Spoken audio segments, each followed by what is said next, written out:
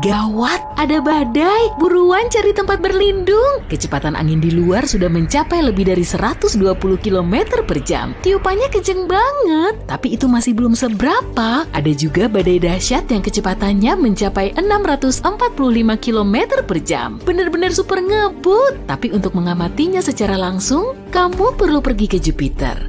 Saatnya meluncur ke Jupiter. Planet ini sangat besar, ukurannya hampir 1.300 kalinya bumi. Kondisi di sana juga sangat panas karena suhu di intinya bisa mencapai 23.800 derajat Celcius. Sayangnya kamu nggak bisa mendarat di permukaan Jupiter karena si raksasa gas nggak punya permukaan padat. Tapi kamu masih bisa menembus atmosfer Jupiter. Lihat aja tuh, ada awan tebal berwarna coklat, kuning, merah, dan putih. Makanya planet ini kelihatan berwarna-warni dan bergaris-garis. Kalau kamu turun lagi menuju inti Jupiter, atmosfernya menjadi cair dan sebagian besarnya terdiri dari gas hidrogen dan helium. Hal ini disebabkan oleh tekanan atmosfer yang sangat kuat.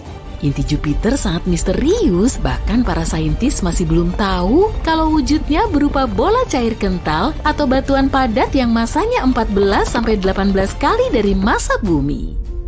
Tapi perjalananmu kali ini bukan untuk menjelajahi Jupiter, kamu lebih tertarik pada bintik merah raksasanya. Badai dahsyat ini berada di belahan selatan Jupiter dan bagian atasnya menjulang sampai lebih dari 8 km di atas puncak awan di sekitarnya. Badai ini 1,3 kali lebih lebar dari planet kita. Pada tahun 2017, probe Juno milik NASA telah ngumpulin banyak data tentang bintik merah raksasa. Dan ternyata badai raksasa ini turun lebih dari 300 km ke atmosfer Jupiter. Kedalaman segitu setara dengan 30 hingga 100 kali lipat dari kedalaman laut di bumi. Tapi kemungkinan besar pengukuran ini masih belum tepat dan akar badainya bisa aja menghujam ke dalam lagi. Bintik merah raksasa lebih dingin dari atmosfer lain di Jupiter, padahal suhu lapisan atasnya mencapai minus 148 derajat Celcius. Dan di dekat intinya, suhu ini akan terus naik. Tapi anehnya, suhu tertinggi yang pernah tercatat di Jupiter berlangsung di atmosfer atas bintik merah raksasa. Saat itu, suhunya mencapai lebih dari 1.300 derajat Celcius, lebih panas dari suhu lava di planet kita. Para astronom meyakini turbulensi yang disebabkan oleh badai ini bisa menghasilkan gelombang gravitasi dan suara yang mengakibatkan pemanasan super. Tapi suhu badai di bagian bawah ternyata lebih hangat daripada di bagian atas. Pusaran yang terus bergerak di Jupiter telah teramati selama lebih dari 150 tahun. Para astronom memprediksi badai ini perlahan akan melambat dan mengecil hingga akhirnya hilang total. Tapi sebetulnya bukan itu masalahnya. Setelah menganalisis semua data yang didapat dari teleskop luar angkasa Hubble, para peneliti dibuat bingung saat tahu angin di batas luar badai ini justru makin cepat. Selisih maksimalnya mencapai 2,5 km per jam selama 1 tahun di bumi. Meski perubahannya terbilang kecil, informasi ini tetap penting. Kecepatan angin di tepi badai bisa mencapai 643 km per jam atau lebih ngebut dari tornado di bumi. Tapi kecepatan di pusat badai nggak sengebut tepinya, tiupan angin di situ jauh lebih lambat. Para saintis menghadapi banyak tantangan saat mengamati bintik merah raksasa dan pemicu badai ini masih jadi misteri. Mungkin sifat Jupiter memang begitu. Sebagai raksasa gas, Jupiter nggak punya permukaan padat, jadi di situ nggak ada gesekan. Mungkin inilah yang mengakibatkan badai tersebut melemah. Gas panas di atmosfer Jupiter selalu bergerak, naik, turun, dan berputar-putar. Hal serupa juga terjadi di bumi. Udara dingin dan hangat saling bercampur, menyatu, lalu menghasilkan badai dahsyat yang berputar-putar. Para astronom memperkirakan sejumlah badai dahsyat mungkin telah menyatu dan menghasilkan bintik merah raksasa. Badai ini terus menarik gas dingin dari bawah dan gas panas dari atas. Apalagi pusaran lain yang lebih kecil juga mungkin terserap ke dalamnya, lalu terbentuklah bintik merah raksasa yang makin kuat. Sayangnya para astronom nggak bisa mengamati atmosfer rendah di Jupiter karena terhalang oleh awan tebal. Bahkan selama bertahun-tahun, para saintis telah berspekulasi tentang misteri di bawah bintik merah raksasa. Mungkin ada gunung berapi besar? Kayaknya enggak deh. Jupiter mengandung banyak gas dan gak punya kerak, jadi permukaannya gak bisa retak atau ngeluarin lava dari inti planet. Sejumlah teori telah ngejelasin penyebab warna khas pada bintik merah raksasa. Warnanya bervariasi dari salmon keputihan dan salmon pucat hingga jingga cerah dan merah bata. Beberapa saintis meyakini jawabannya terdapat di bawah bintik merah besar di dekat permukaan Jupiter. Lapisan gas tanpa warna mungkin telah bereaksi dengan radiasi ultraviolet yang berasal dari matahari. Fenomena ini mungkin telah menghasilkan warna merah pada badai, tapi itu masih teori, jadi nggak ada yang tahu pasti. Jupiter bukan satu-satunya planet yang punya badai raksasa. Badai serupa juga ada di Saturnus, tapi badai di sana disebut bintik putih raksasa. Wah, bagus juga ya nama-namanya. Badai ini punya ekor awan putih di sekitar Saturnus dan akan muncul tiap 30-an tahun sekali. Awalnya, bintik putih raksasa cuma berupa titik kecil, lalu terus meregang dan bertambah besar, dan para astronom tahu bintik putih raksasa ini sebetulnya berupa sistem badai petir yang sangat besar. Di puncaknya terdapat kilat yang bisa menyambar lebih dari 10 kali setiap detik. Sumber energi dari bintik putih raksasa masih jadi misteri. Ada yang bilang matahari telah menyuplai energinya. Tapi menurut pendapat lain, pola awan badai hanya bisa terjadi kalau di dalamnya ada sumber panas yang menyuplai energi secara langsung.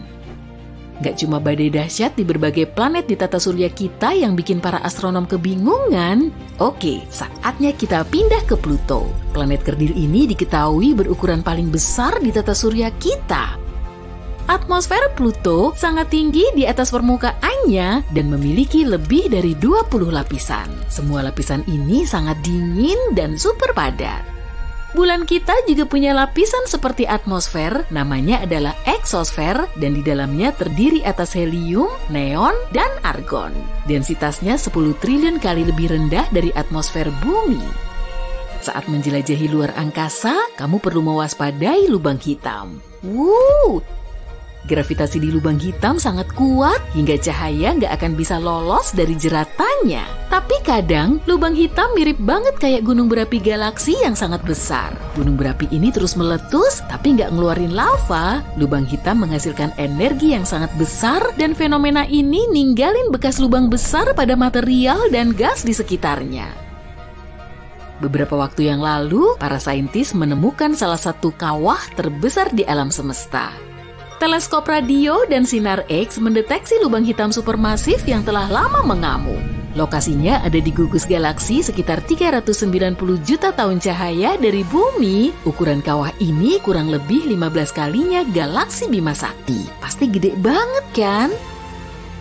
Selama berada di luar angkasa, kamu nggak boleh sembarangan mendarat di planet asing. Bisa-bisa kamu akan terjebak di planet K2141b yang berada di luar tata surya kita. Planet ini sekilas kelihatan mirip dengan bumi kita. Ada air laut yang menguap, menghasilkan awan, mengembun, lalu jatuh lagi ke permukaan planet sebagai hujan.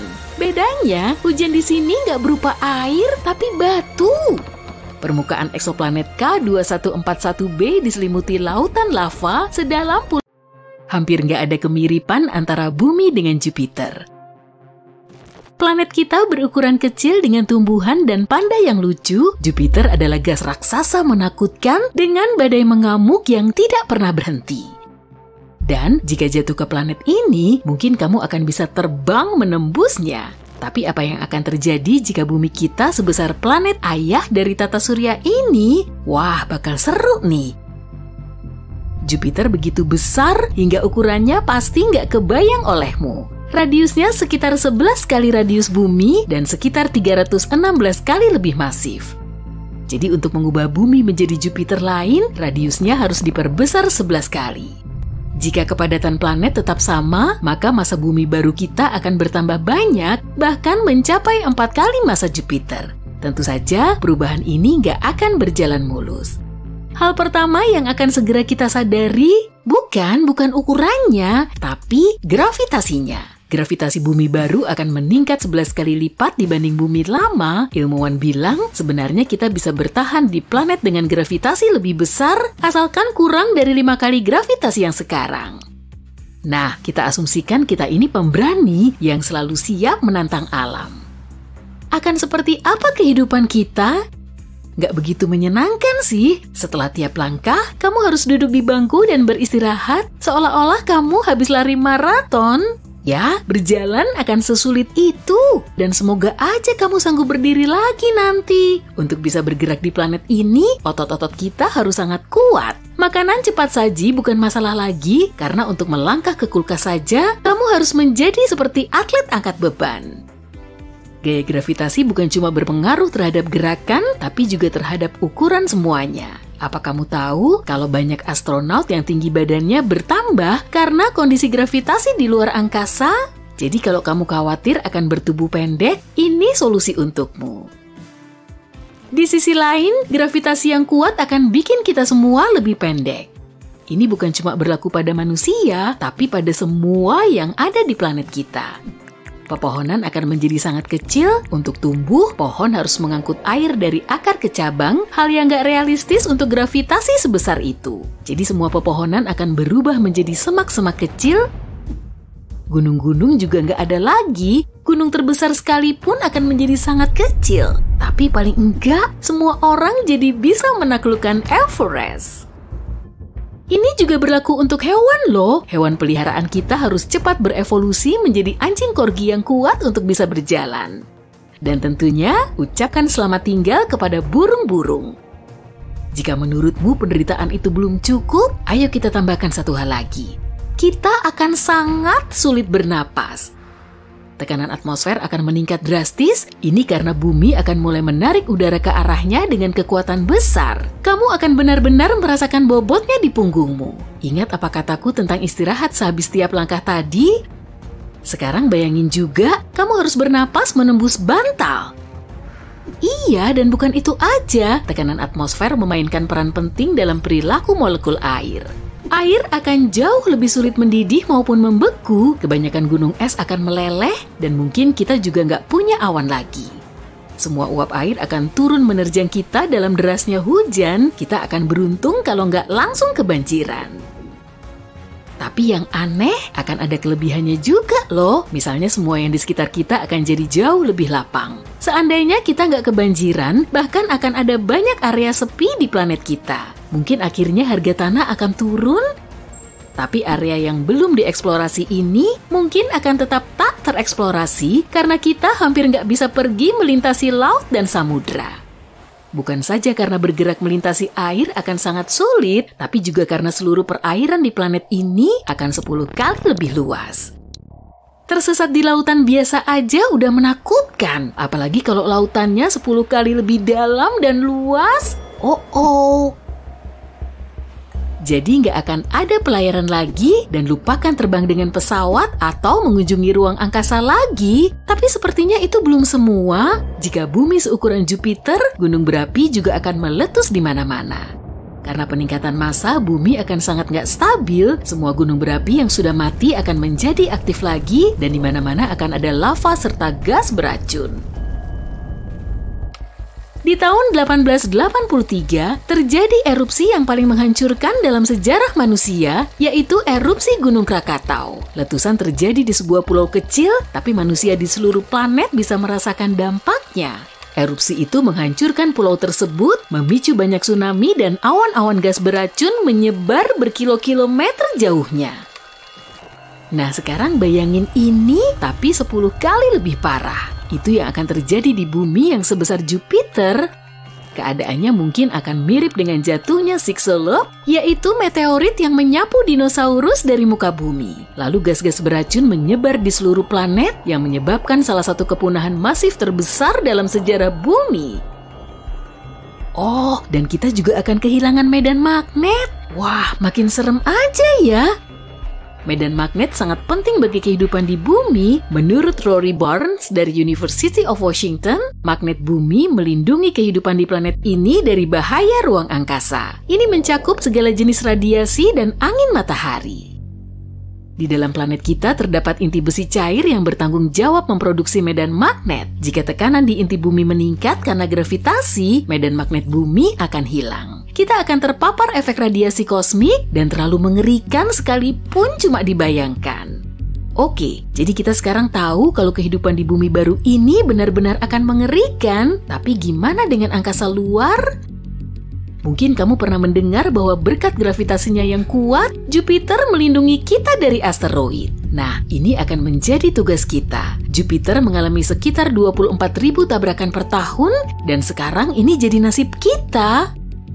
Kamu masih ingat meteorit Chicxulub yang tadi kusebut? Tragedi yang sama terjadi terhadap planet kita tiap sekitar 100 juta tahun. Tapi jika ukuran bumi sebesar Jupiter, objek-objek ini akan menabrak kita tiap pekan. Kita juga harus mengucapkan selamat tinggal kepada bulan, satelit alami kita yang berada sangat dekat dengan kita.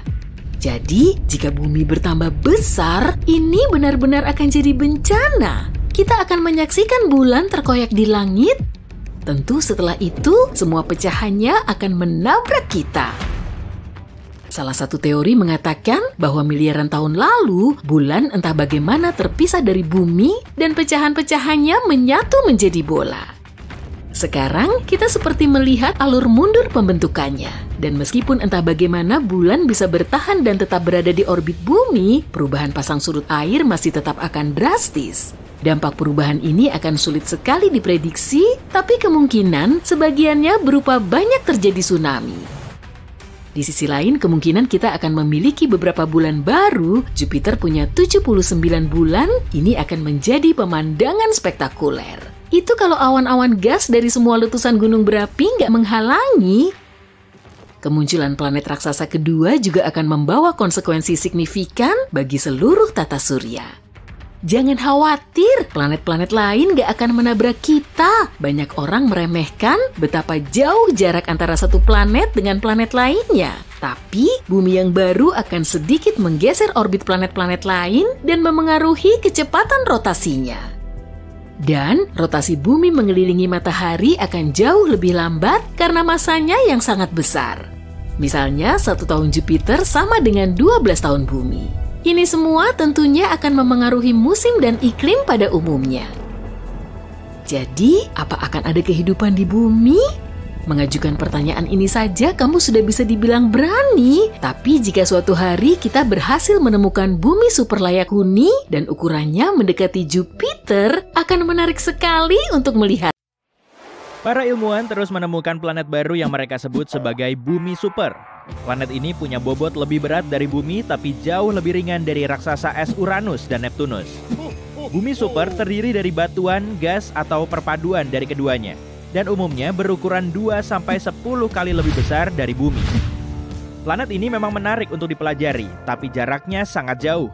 Lokasinya di luar tata surya kita dan keberadaannya sudah lumayan dikenal seperti planet menarik lain, Neptunus Mini.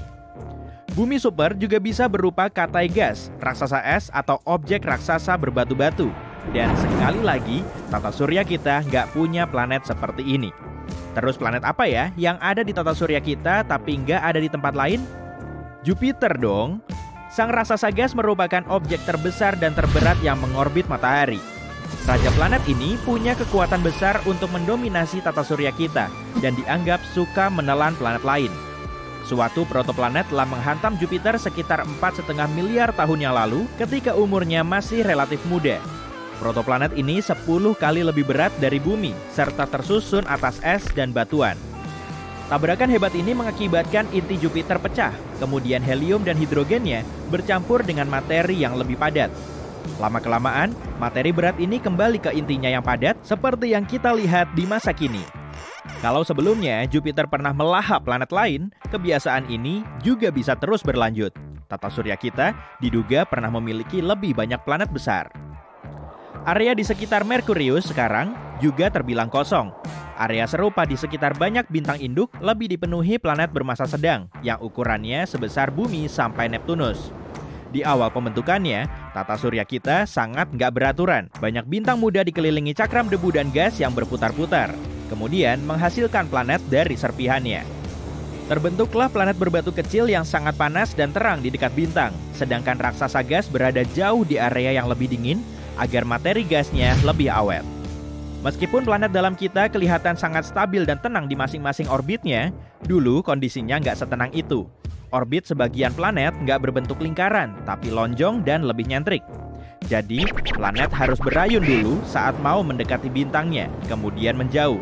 Seakan-akan planet tersebut telah terlempar oleh gravitasi planet lain selama perputarannya. Teori Grand Teck menjelaskan berbagai peristiwa yang terjadi selama jutaan tahun pertama setelah tata surya kita terbentuk.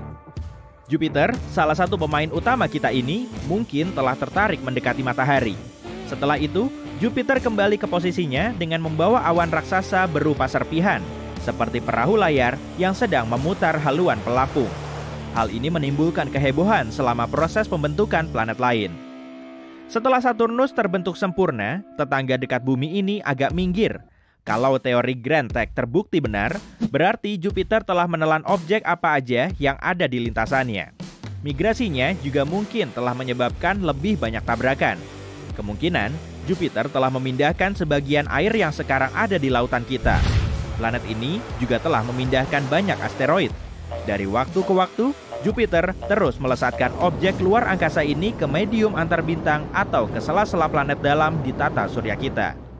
Mungkin Jupiter juga punya andil dalam kepunahan dinosaurus 66 juta tahun yang lalu saat batu luar angkasa menghantam lepas pantai semenanjung Yucatan di Meksiko. Tabrakan ini menyebabkan gempa bumi, letusan gunung berapi, dan sejumlah tsunami yang berdampak besar pada hewan dan tumbuhan di muka bumi. Gak ada yang tahu pasti asal-muasalnya, dan kita juga nggak yakin apakah objek itu berupa asteroid atau komet. Menurut salah satu teori, objek itu kemungkinan berupa komet dari awan Oort yang terdiri dari serpihan es, dan lokasinya ada di tepi tata surya kita. Bisa jadi, komet ini telah terpental dari lintasannya karena pengaruh Jupiter dan gaya gravitasinya yang kuat. Jadi, bisa dibilang tata surya kita mirip mesin pinball. Dan sebagai planet terbesarnya, Jupiter mendepak komet yang masuk ke dalam orbit, kemudian mengarahkannya menuju matahari. Saat berada dekat di matahari, komet ini akan hancur oleh kekuatan pasang surut kuat, kemudian berubah menjadi serpihan kecil.